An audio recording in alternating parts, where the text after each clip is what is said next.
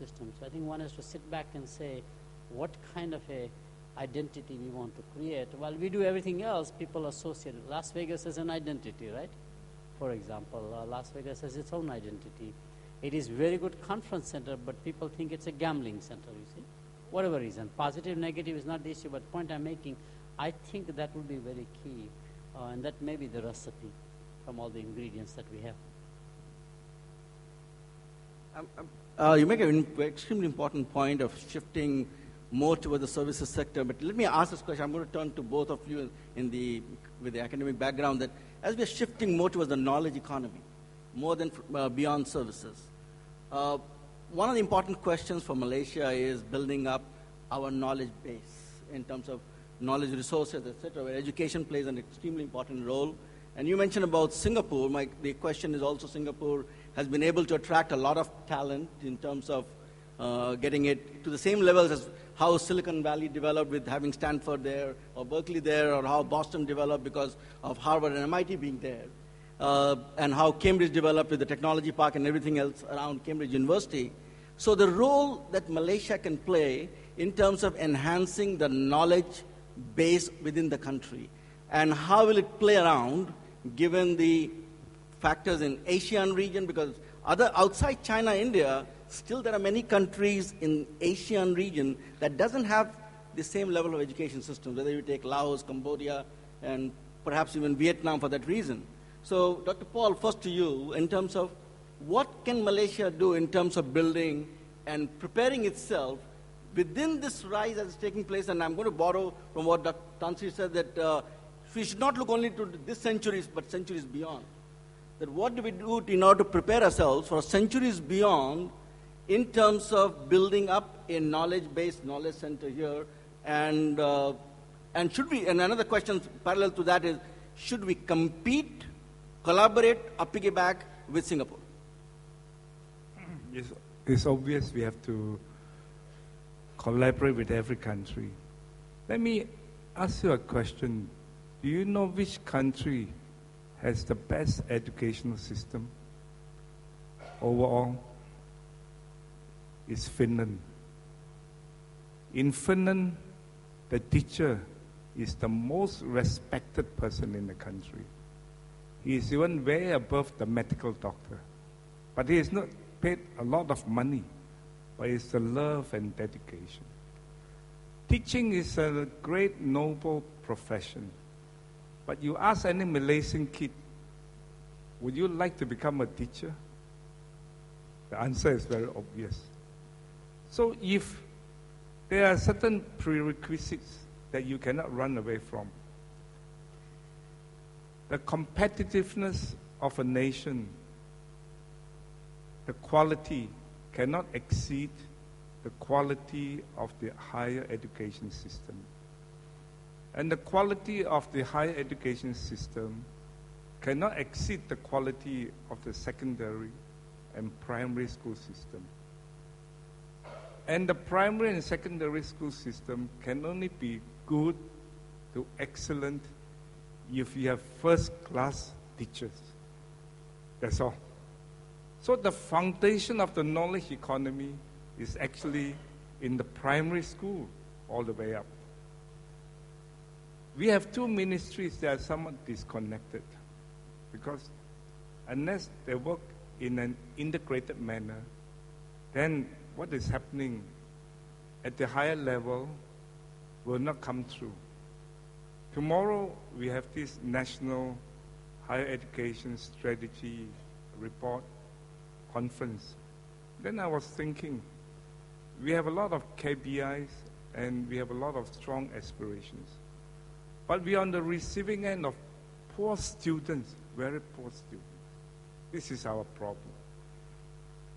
Recently, we had this PISA results.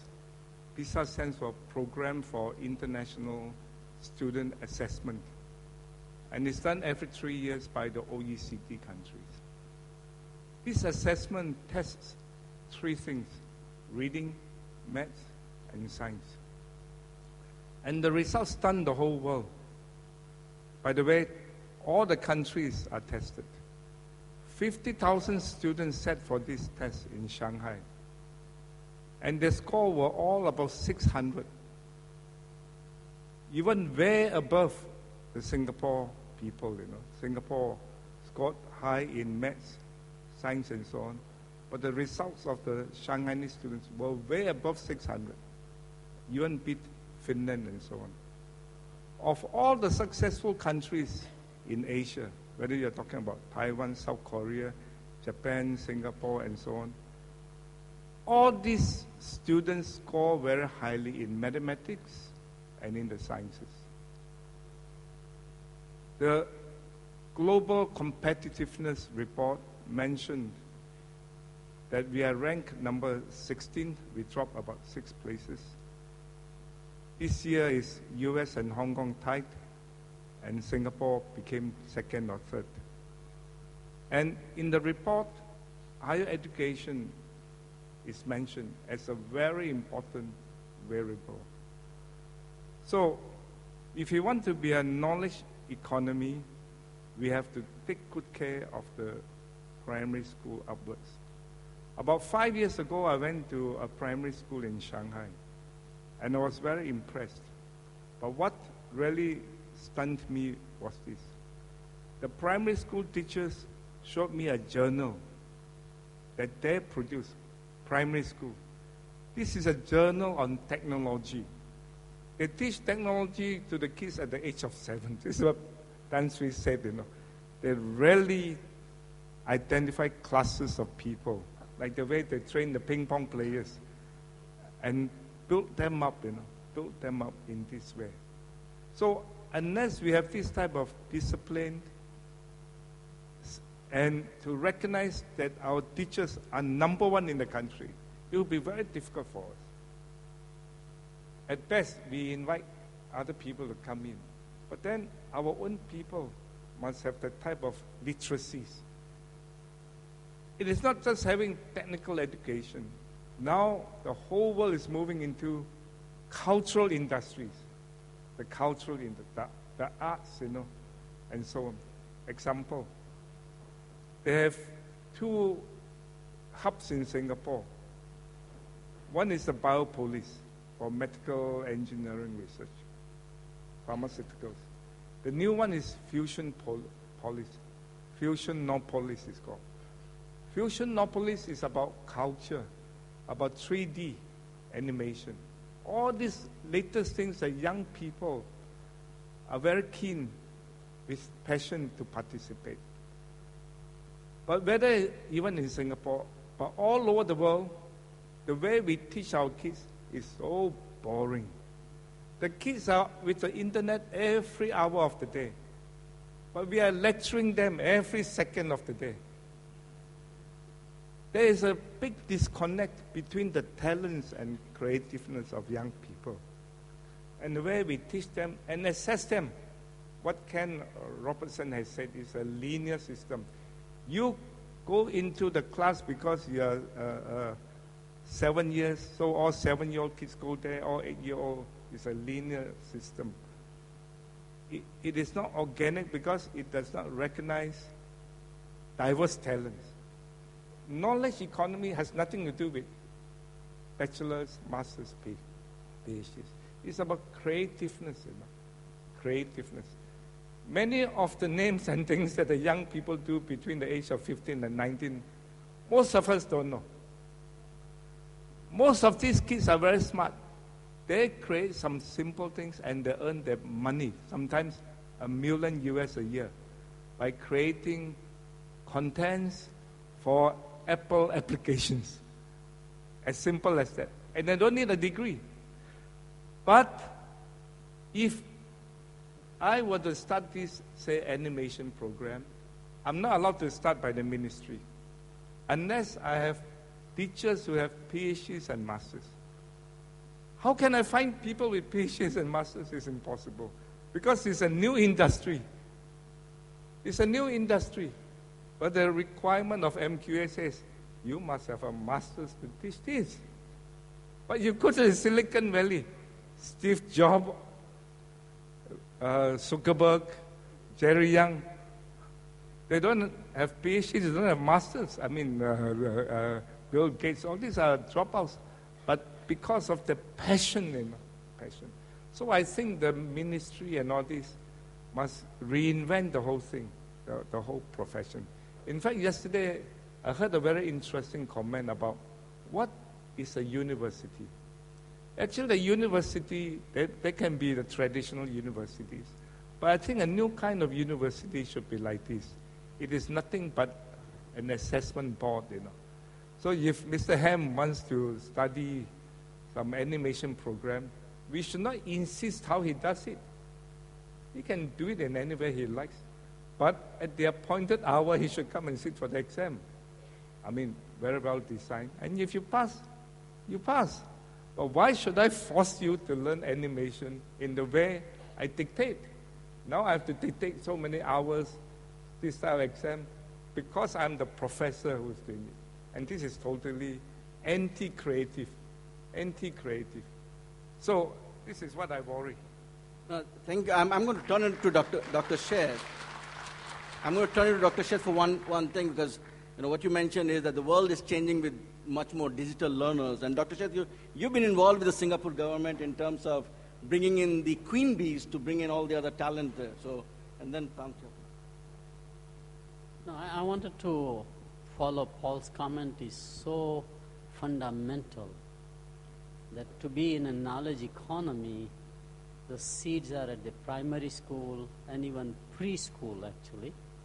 At University of Illinois, where I spent many years as a professor, government had funded us a program called Plato, P-L-A-T-O, which is preschool children who don't know alphabet, which led to touchscreen technology, which is one that they learned by just touching things, which is now becoming very similar to what we see in iPad and iPhone applications. My own perspective on education is somewhat different.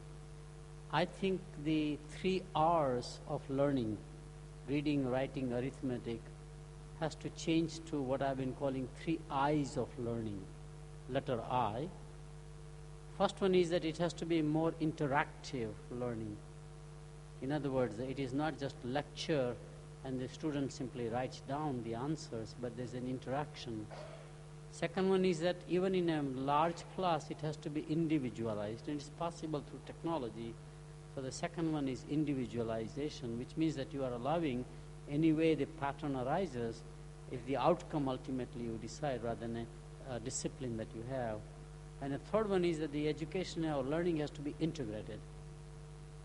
What is common between physics on the one hand, chemistry, but also English literature? We as professors are trained to specialize. Even teachers tend to specialize. Whereas what you need is integration, because when you connect the dots in 2 different disciplines, you come out with things that you have never imagined possible. So the 3 I's of learning is the newer model we are all experimenting, especially in the primary and secondary school. To me, it's a long journey, but it can be done. We are talking about 12, 15 years. That's all it takes. I mean, if China can teach their citizens English to a level, it's incredible. So I think it can be done by anybody. I did want to add one more comment. Probably the most successful program I've seen is not Singapore, which is a great country, but Taiwan. Taiwan, if you remember, when I went in the 80s, used to manufacture low-end, low-quality products. Made in Taiwan was laughed at, just like made in Japan at one time, and Korea eventually. And I was involved in, to some extent. There is a place in Taiwan near the airport, away from Taipei, called Hsinchu province. It's very remote in many ways, but there are 2 engineering colleges, and they created around that SIPA, Scientific and Industrial Park Authority, and they provided like 200, 300 companies running water, 40 cents per square foot. If you are an entrepreneur, 90% equity money they will give you, and you can buy them back at the book value, not even a market value. And most of them were Taiwanese who had gone to America, they even considered that you can have a dual citizenship if you want to. You see what I'm saying? The nation took a stand, and hence Taiwan now dominates in semiconductor industry. I think that kind of a mission-driven policy has to be evolving, and a nation, if it does it well, can easily create a spark in whatever they want to focus on. So it's very doable, and it's interesting. But I think your comment, Tan Sui, is that this is what she was saying is exactly what we all teach and learn. There is a very famous ice hockey player in America or in North America called Gretzky, Wayne Gretzky. He has scored more goals at a very young age, and people asked him, what's his formula for success? And his answer is so insightful. He says, I don't skate to where the puck is, which is what we all do, but I skate to where the puck will be, which is very key. It's like in chess, you're looking at the next move. I think if a nation can think about not the current realities, but where future is, and identify that, and I must tell you that in that regard, Singapore has done a good job. We are repositioning Singapore second time now. In the first time, Singapore was aspiring to be a manufacturing hub, following Taiwan and following others. And I did the analysis. Michael Porter and I were two independent advisors, two different theories. And my view is that you cannot be a manufacturing hub unless you have a resource advantage. You have a cheap labor? Answer is no. I went to Singapore in '68. It was just like Fiji Island. Yeah, they had a cheap labor at that time. This is before the rise of China. None of us knew anything about how big China will become in manufacturing. Do you have any raw material that will hub the manufacturing for value add? The answer is no. Do you have any large market? At that time, Singapore was only 2.5 million people. It's about 5 now. The answer is no. So I said, you give incentives, industry will come for incentives. They will rip you off. It's very much like a Colorado gold mine rush. I see the gold, I extract the gold, all the damage is your problem now. They will leave for next hub that gives you the incentives. So we basically made it into a 4 flows model, which we basically turns out to be services, flow of products. So we ramped up the Singapore seaport by benchmarking Rotterdam. And they did it. First of all, it's a very mission-driven country. They got it done. A flow of money, we said there is no way there's a stock exchange possibility. So we created a private equity model, borrowing Swiss private banking model, and it turned out to be the Temesa K model, that initiative. Flow of people, Changi Airport, so we ramped up that. And Changi Airport was the south-north flow. From Australia to Beijing, traffic was rising. Australia had decided to align with China and the ASEAN bloc in their vision, which we knew. And it turned out to be very correct because Narita Airport in Hong Kong were the hub for east-west flow, and planes were not designed, the engines, for a non-stop flight at that time. Whereas from Australia, you could come and hub it there, and that has worked very well. Flow of information. So Singapore National Computer Board and Singtel, which is, IT and telecom, we made sure they work together pretty much and come out with an information flow primarily that goes through Singapore, and that has been the key transformation. Now we are transforming Singapore one more time as a small bird that will fly in the sky, which is the unlimited potential on the 2 wings of China and India. Interesting. So you just have to think ahead about where the next wave is and position yourself. If the government, policymakers, but more importantly the business community, if it takes that viewpoint, I think the nation can come out very fast and in the right way pretty much. That's what I sense by now. Okay? Thank you. You want to comment on? Yeah. Well, we're talking about education just now, yeah? And the human resource. It's always been a worry of mine for a long, long time. I think it's time for countries like Malaysia, first, to not politicize education at all. No one in this country should politicize education. And this is a challenge because with politics driving decisions on either sides, or or any spectrum. Yeah? It's not easy. So if people are committed, I think that's one. Don't politicize education. Secondly, we should change the approach towards education. I'm not talking about system. I'm talking about the approach towards education. Why do we have the education? Whether at what level? Is it to give education to the young people? To my mind, the ultimate goal is for nation building. You see? We have an education system with its various curricula. The idea is to contribute to nation building.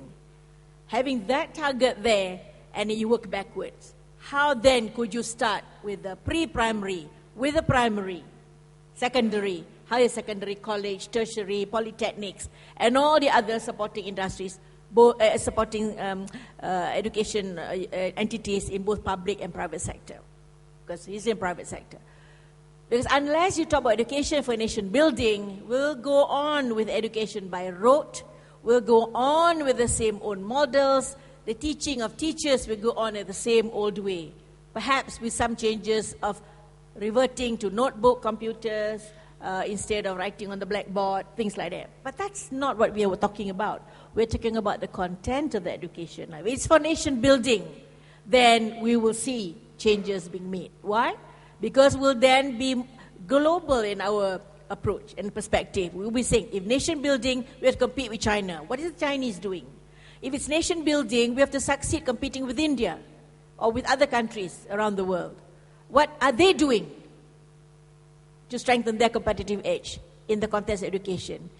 We don't mean to copy, but we can adopt the approaches they take so that our people can be molded in terms of thinking, creative, and sharpening of their creativity, honing of their creativity in the best way possible so that they can actually contribute to nation building. My experience, I know how you can back me up. You had vacancies in your own organization, remember? Or was it Merlin? Sorry, Merlin, you were there. He's the Noha's predecessor. He's there, Datuk Merlin. He remember telling me that he had so many thousands of vacancies, and we had people who had asked to write certain letters, right? You know, you're talking about trade. Letters, emails, you know, these letters could be like emails. And I don't know how many of them couldn't even do it, right? And there were so few posts to fill, so many applicants, and yet all of them were not suitable because simply they couldn't even put their thoughts to paper. How are they going to have emails about what to do, how to connect with the fellows in China, how to help the private sector communicate with the Chinese counterparts? How are they going to do it if they can't even communicate in sentences that make sense in English? I'm being very blunt about this. So, if education now is a tool, very important, a key tool for nation building, then it has to be changed almost in toto. From the way it is undertaken, from the teaching of teachers, from the tools we use, the contents that we input into the education system to impart to the children at all levels. And it cannot be politicized. Let's stop quibbling about how many hours on religion, how many hours on this, that, and the other. And that's not what education is all about. Sometimes our own public expects the government and the so-called education system to take over their functions of nurturing children. Morals. Oh, why isn't the government having moral education in school? Why not having religious education in school? And then we start talking about allocating number of hours and so on. And there are only so many hours that the children can actually have in terms of span of attention. And you make them do all these things in school. At home, nothing at all. Parents just wash their hands off nurturing of children. So again, to me, maybe because I'm no longer in government, it's not so all right, but I'd like to say that in government maybe the politicization of education doesn't really make me come forward with all these thoughts.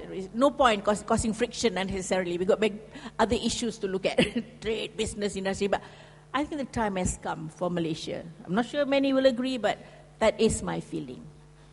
Education for nation building. Then all this will come into place. Thank you. I just want to say just one point on this knowledge society.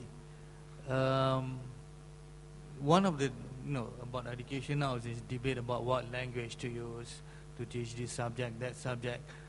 Seems to be detracting from the point that we are here talking about knowledge. All right? If you look back at Japan, Japan is one of the most advanced economy in the world. Correct. Now English is important because English is the internet language. So everyone who wants to serve the internet needs to understand English. But if you look back 10, 20 years ago, Japan managed to progress without any of the people able to speak English. What they did was focus on knowledge. Every single book of knowledge that comes out in the market will be translated into the Japanese language. Even literature, even the Charles Dickens, the Shakespeare were translated into Japanese. And you see in Japan, if you travel in Japan, everyone, whether they're on the train, they're waiting for a bus, they'll be reading something, but in the Japanese language. But the original writing was in English.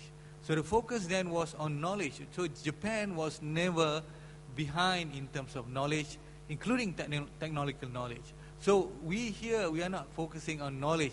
We are focusing on what language to teach the knowledge. So that's something for us to think about. Thank you very much, Dato. Thank you once again. As Tanshu said, the time has come. The time has come for two things. First, let me say the time has come to close the panel discussion, first of all. It's been a very exciting discussion. I want to thank all the esteemed panel members, Tansri, Dato Paul, Dr. Jagdish said, and just a few things. Time has also come with regard to we taking advantage of the rise in East Asia. Right in our neighborhood, the emerging markets of China and India provide the impetus for our growth. I think the conclusion, but Ham asked me to give a conclusion for the entire day. So I would say there are a couple of things that we'll all agree that the tremendous rise in growth within our neighborhood. There are the four emerging markets, the BRIC countries. Two of them are right next door to Malaysia, China and India. And I really it opened my eyes when Tansri said that domestic market, why only worry about this 25 to 30 million? Domestic market is probably 2.5, 3 billion people. And with all the free trade arrangement that is happening, which means the government is doing its part. The government is opening up the free trade agreements, is building up the economic institutions. It is aligning the policies with these nations. It is now the turn of the businesses to take advantage of. Businesses, as Dr. Paul said, we're going to prepare ourselves. We need to do all the various analysis that is needed to succeed in these markets. Additionally, businesses need to also plan how we are going to position ourselves in these markets. Some part of it is, as was Dr. Shet was mentioning, that we need to position ourselves. What is going to be the position in the market, and what is the overall image that we're going to carry, which perhaps includes also not limited to just the marketing communication portion. I think you were alluding to the cultural methods, the brand ambassadorship through variety of activities. Tansri mentioned about even the advantage that we have with the diaspora community, both from China and India. It